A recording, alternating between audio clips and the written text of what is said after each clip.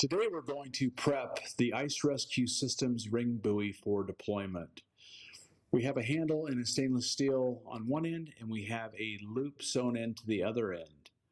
What we're going to do is we're going to place the loop end simply through the ring. At this time, we'll go ahead and remove the captive bar out of the carabiner. We're going to place our carabiner into the loop. At this point, we will replace the captive bar, making sure that we replace the set screw